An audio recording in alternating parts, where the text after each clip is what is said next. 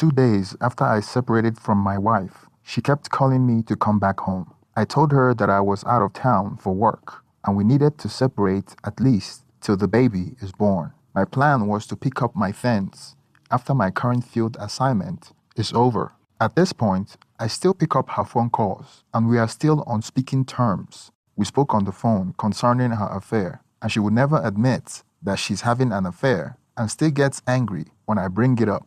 She said she doesn't even understand why I'm separating from her because she hasn't cheated on me. I had no evidence to prove that she was having an affair, just my suspicion. She turned family and friends against me. She proactively made her case to my mom and dad and told them that I was abandoning her and lying about her. Then my parents called me up and they were completely on her side because they have fallen in love with the idea of being grandparents. I told them about my suspicions and the fact that she put her lover to detain and kick me out of my own house, and they just dismissed that. She got both my parents on her side, told them all kinds of lies, and then I received a call from her dad, threatening me. Her dad and I never got along.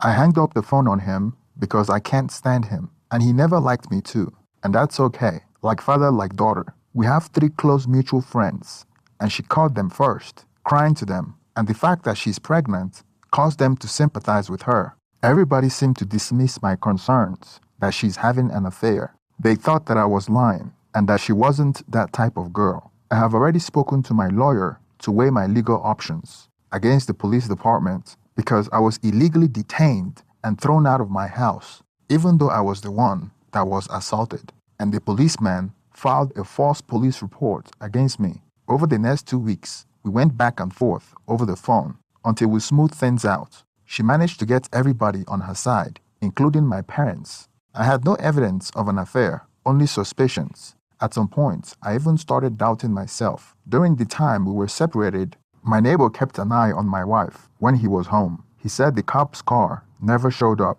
and my wife barely left the house, except during groceries or running errands. I thought maybe I was in the wrong for falsely accusing her of infidelity. Almost a month after the separation, my wife was about 6 months pregnant at the time. We reconciled and I moved back with my wife. It was like nothing happened, almost like the old times. She did everything she could to make sure that I didn't suspect anything. I was not home most of the time because of work. I couldn't get my neighbor to spy for me all the time because he has to go to work as well. So I installed multiple hidden cameras to catch her red-handed. I installed one in the bedroom, one in the living room, and one in my driveway. I traveled more times that month than any other time. I even traveled for an entire week sometimes so I could give her the opportunity to cheat. The camera was up for almost a month and I checked the footage religiously, but still no signs of her work partner, no suspicious behavior, and it was like nothing to see here. So I gave up. I still had my suspicions, but I had no proof since she wouldn't admit to anything and I had nothing to go on. Fast forward to when she was about 7.5 months pregnant. We had already forgotten about our troubled past.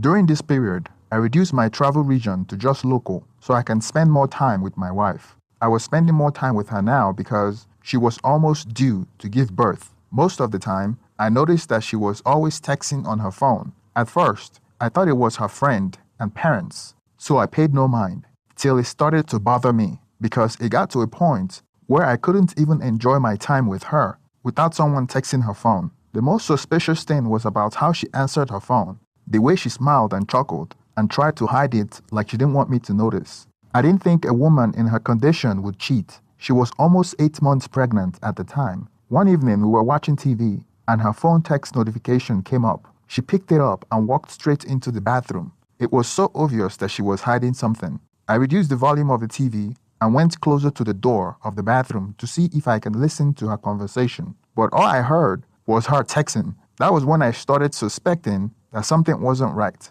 She had an iPhone that needs fingerprint verification, and we don't know each other's password. So I waited till she fell asleep. When she slept, I used her fingerprints to unlock her phone. Then I quietly crept to the bathroom to read her text. The last number she was texting was named Sophie. The strange thing about the caller ID is that there's only one text message from Sophie saying sweet dreams. Seemed totally innocent, right? But how is it that you have been texting in the bathroom for almost 30 minutes to one person and the only text message visible was just one phrase from that person that says sweet dreams? The caller ID that texted her before Sophie was almost 3 hours ago, so the only person she had been texting was Sophie. So right then, my spider sense was up again, and the only rational answer to this is that she deleted the text message to hide evidence. I felt sick to my stomach at that point, knowing that she's up to her old tricks, or maybe never stopped cheating but took it underground. I copied Sophie's number down and slowly crawled back next to her in bed.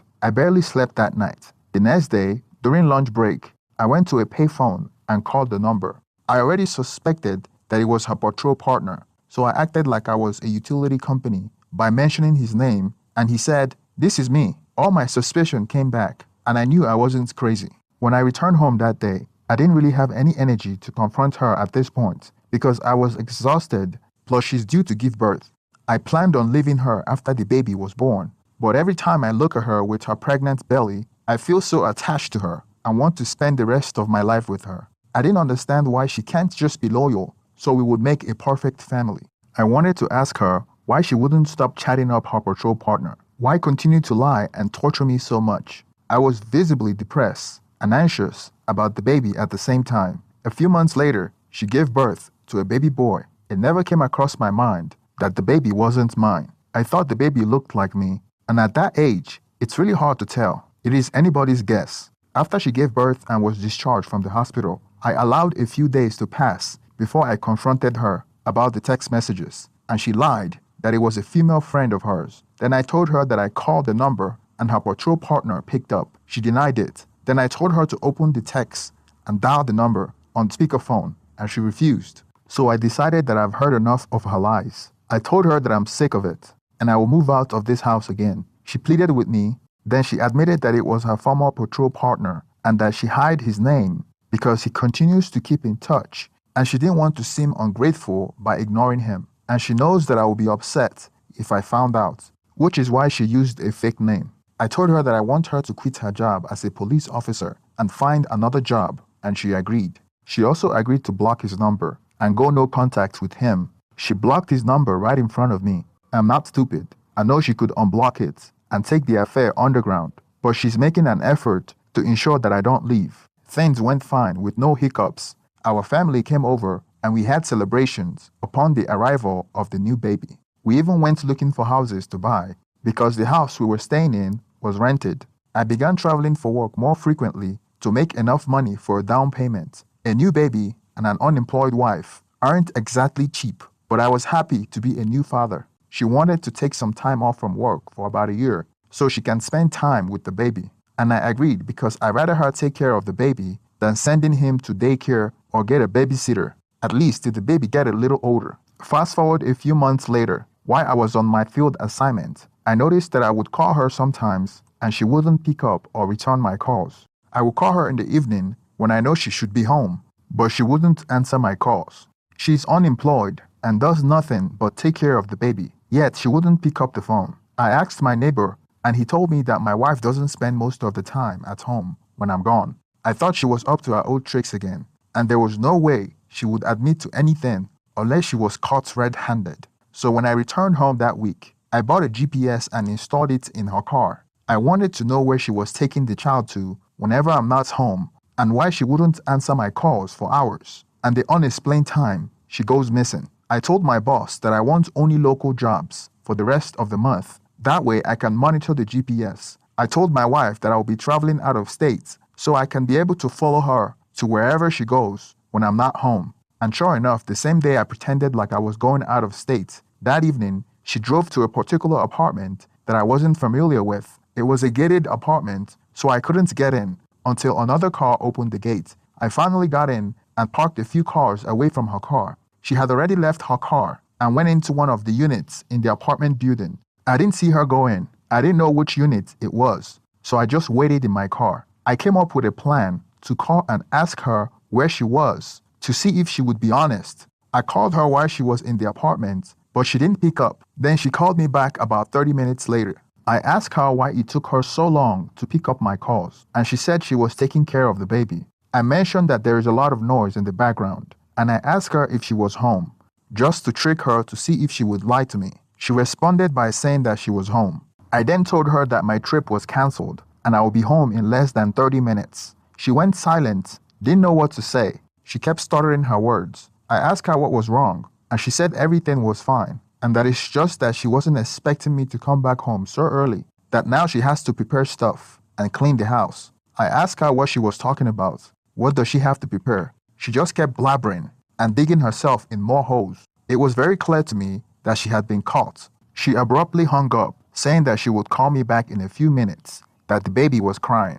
About 10 minutes later, I saw her rushing out of the apartment. She had the baby swing in one hand, and on the other hand, she had the baby bag. And guess who was behind her, as if he was the father? She opened the trunk of the SUV, and her former patrol partner was right behind her. Obviously, she was still in contact with him, and she didn't block his number. He was carrying the baby like it was his. The man has his own family and 3 kids, and had a house with his family in the suburbs, and it looks like they rented an apartment just to see each other. Nevertheless, I knew something was up. The way he was carrying the baby made me question the paternity of the baby. I couldn't take it any longer. I immediately got out of the car and confronted them. They were both shocked to see me there. I told her that she shouldn't bother coming back home, and that I have caught her red-handed, and they both should stay in their little apartment. She didn't apologize. She didn't say anything. She just hurried into the car because they have been caught. They got into her car and sped off the apartment parking lot. I immediately got into my car and called her stupid dad. I told him what just happened, and I told him to his face that his daughter is a harlot, just like I predicted. I told him that I don't believe the child belongs to me, and that I'm getting a paternity test. I told him that the baby belongs to a man with 3 kids and already married.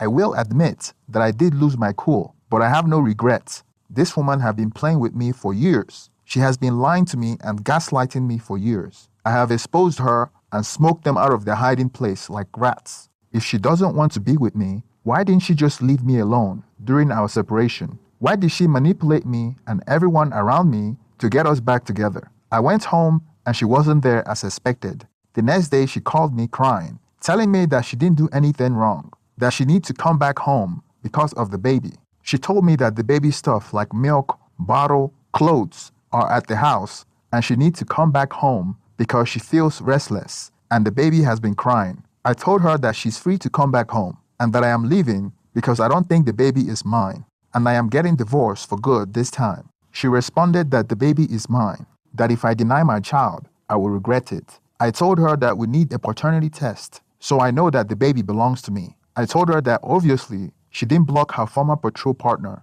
and she can't lie and tell me that there's nothing going on between them. She came back home with one of her female friends. Apparently she was afraid that I would do something to her, and she know that if she brings her former patrol partner, that things would escalate. So she brought her female friends with her. That day, I ordered a DNA kit online and overnight it. I refused to speak to her that day. I gave her the silent treatment, and she kept telling me to talk to her with her friend present. I didn't speak to her because I might get emotional. I had bonded with this baby. Everything the baby owns was bought by me. So I know myself enough that if I attempt to speak to her, that I would start crying, because it was difficult to me to imagine that the child might not be mine. When the DNA test kit arrived, I couldn't find the chance to get the baby alone in order to get a swab, because she was always with the baby. Her friend has left by now, because she saw that I was no threat. It wasn't until the 3rd day that we started talking. I only started talking to her so she would allow me to carry the baby, even if it was the last time. I really love kids, and I wanted to be a father. At the time, I wished the baby was mine, and I hoped the paternity test would prove it. I was able to get a chance to collect some genetic material and ship the sample without my wife's knowledge. When the results came back, I was in another part of the city for work. I was able to view the results online, and I'm really sad to say that the baby was not mine. I sent the result to my parents and blamed them for doubting me. I was not shoving it down their throats because I wish I was wrong. I also sent the result to her father to remind him that his daughter is a tramp. My wife was the last person that got the result, and she didn't get it from me. After all she put me through, she must have known that the baby wasn't mine. We don't have any property together, so it shouldn't be a long drawn-out divorce. According to the law, I am the legal father of the child because I was married to the child's mother when the child was born, and I signed the birth certificate. I have to go through the court to terminate the parent-child relationship and support obligation and terminate the marriage as well. I called a lawyer to get my wife served as quickly as possible. Update. It's been 14 months since I divorced my wayward wife, and a lot has happened since then. I moved away from the city I grew up in because I was constantly being harassed by police. I filed complaints twice and sued them twice, and I won one case, but the harassment continued. So I decided to move out of town because I'm always traveling for work. I wanted to move to the countryside because I like hunting and camping. Half the time I'm away for work, so it doesn't really matter to me where I live. Plus, I bought 9 acres of land to hunt and camp when I'm not running around the country working. What transpired after my wife was served at my house when I was out of town was total pandemonium. She kept calling me, but I refused to answer her calls. 2 days after she was served, I came back home with a U-Haul to move out my things. She was home when I got there and tried to stop me, but I only took things that were mine and left everything that we shared. She knew I was done with the marriage, and everybody now know what kind of person she was. She can no longer go around manipulating everybody because they all saw the paternity results. After I finished packing all my things, before I left home, I told my ex-wife to allow me to hold the baby for one last time, and she did. I really wish that I was the dad, and I loved the child. When she saw me holding the baby, she started crying, saying she was sorry for everything. I immediately gave her back the baby because I was about to start crying as well. I didn't want her to see me cry. I was able to move in with my parents because I couldn't find a place that I liked. My plan was to stay with my parents and continue to save money. That was before I moved out of town to the countryside, where I bought a huge acre of land with my own small lake. I can hunt and camp on my own land when I'm not running around the country. I spent most of my time traveling, and I'm loving the nomad lifestyle. But when I return home, I return to a quiet place that I call my own. It still bothered me that the only people that would suffer through all this is me, my ex-wife, and the innocent baby, and not her affair partner. Although I can't say for sure that he is the father of the baby, all circumstantial evidence prove that he is. The fact that they have been working together for over a year and seen each other for almost 2 years now, and the neighbor caught him coming to my house, presumably to bang my wife. They got exposed, and he rented an apartment to meet up with my wife. I gathered all the evidence, including the paternity result, to expose him. I wanted to find his wife and send it to her. I subscribed to a paid service and was able to locate where he lives and the identity of his wife. I located his home in the suburbs and waited till I was sure he drove to work and his wife was home. So I went and delivered the package. Then one evening, when I was coming back from a friend's house, I got stopped by a cop. I wasn't speeding or had violated any laws, so I was curious why he stopped me. When the patrol car pulled me over, at first I thought it was my ex-wife affair partner, but it was somebody else that I haven't seen before. I haven't been stopped by a cop in years, so this was very random to me. He claimed that I was going 10 miles above the speed limit, and I disputed his claim. He gave me a ticket anyway, saying that I should appear in court, etc. Well, if you know the court system, you will know that it will cost you more to dispute a ticket, so I rather take the ticket and defensive driving to remove it out of my record, rather than wasting my time going to trial. Time that could be spent doing important things. I thought of it as a slight aggravation. Then not even a week after I got the ticket, I received another ticket for speeding again. I knew that I wasn't speeding. I knew what it was about. Police harassment. I was being targeted. This time I lost my cool because the police was knowingly taunting me. First, he asked me for my license and registration, and then he started asking me stupid questions, like if I have a warrant. After he already ran my ID and found nothing, he was also asking me if I stole the car. Then he got mad when I told him to his face that his questions are effing stupid. He ordered me out of my car. I refused and told him to call his supervisor, that I had done nothing wrong. He called for backup and they dragged me out of the car very violently and handcuffed me. I had laceration on my hands, bruised ribs, and back pain from police brutality. I spent the night in jail, and my parents had to bail me out. They knew exactly what it was all about, and I filed a complaint against the arresting officers. My ex-wife affair partner was smart enough to let others do his dirty work. My parents thought it was too risky for me to stay in that town, and I wanted to move out of the country. That was when I decided that I wanted to move out to the countryside, because the police here are out to get me. Literally. I was lucky they didn't plant any kind of paraphernalia in my car. Then I might risk false imprisonment and lose my job and freedom. So I'm not going to risk my livelihood for some G.I. Joe wannabe with a badge. I filed a lawsuit against my wife's affair partner for filing a false police report, sued the 2 police officers that arrested me for unlawful arrest, resulting in false imprisonment. Since it was a civil litigation, the burden of proof is on me, so I must prove that the claim against my wife's affair partner was under the balance of probabilities. I have proof that the arresting officer during my domestic violence case was my wife's former work partner.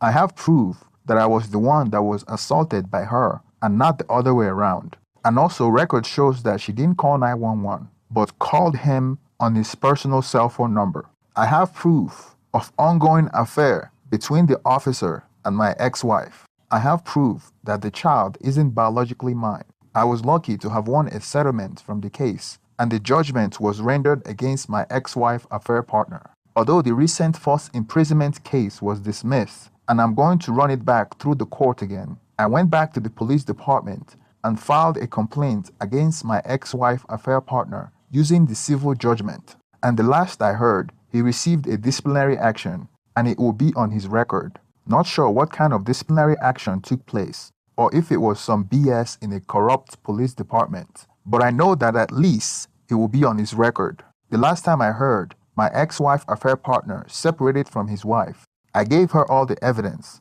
and she got rid of him for good, which is why he's taking all his anger out on me, using the power of the law. I haven't spoken to my ex-wife since then, but I heard from mutual friends that she's back working at the police department. Unbelievable. And she's living with the affair partner in the same apartment that I caught them in. Within a few months after I moved out of the city, I started dating again, mostly online dating. I usually know the city I'm going to a week in advance, so I will set up online dates before I get there. I have been meeting women in every city I go to, and sometimes most of them are marriage material. I haven't thought about getting married again, and I may not get married again because I felt like I have wasted many years of my life being deceived and gaslighted. Thank you for staying to the end of this story. Please share your opinion on the comment section. Like and subscribe if you haven't already. Thank you.